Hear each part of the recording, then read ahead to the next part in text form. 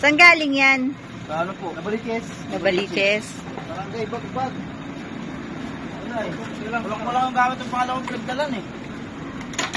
Parang ang dami mo ng piyesang nabili ah. Piyesa. Ayoko na ito dyan ah. Nahimay na yan ah. Mukhang hinimay na pati harness ah. Hinimay na yung harness oh. Spaghetti ano no. Talaga. Grabe oh. Grabe.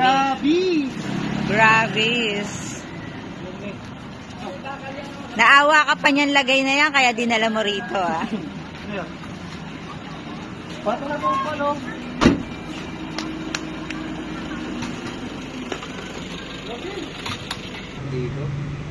Ayun, ito yung kaninang binabasa sa sakyan.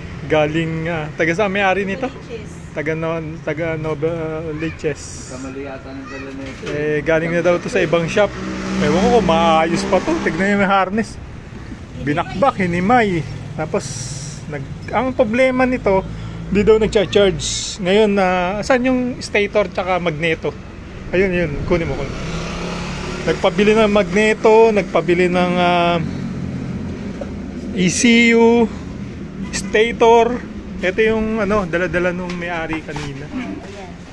Ayan, ito yung ECU niya, yun, nakasalpak na. Ito yung luma niya. Tapos, nagpabili ng magneto, stator.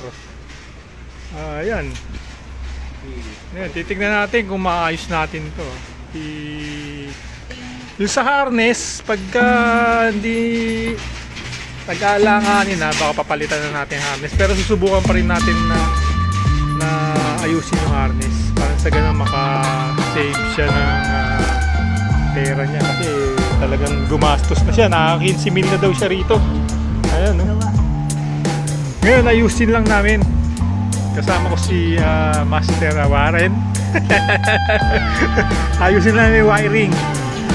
Ipepwesto lang muna namin. Saka namin papanda rin. Ayan, balikan ko kayo pag napanda na namin. Ngayon, pag hindi ko kayo nabalikan, hindi umanda.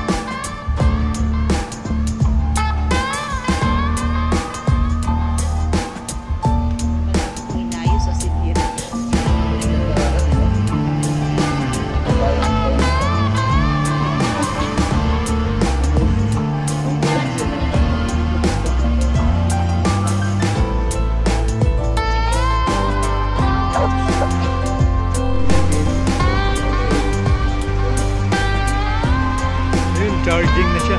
Maandar na siya ngayon.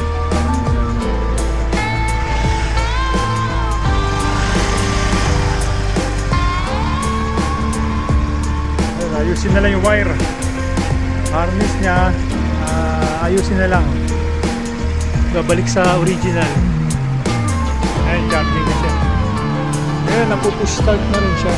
Gumagana na rin push. Ayan natin ha. Napupush start ko. Wala na error na.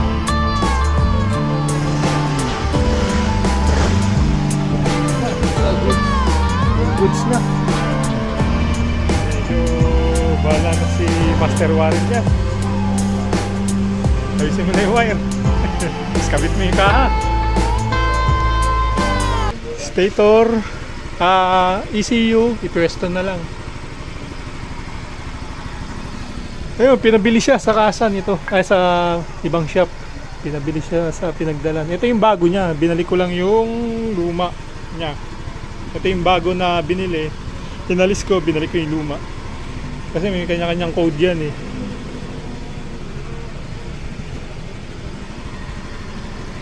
Kilo na.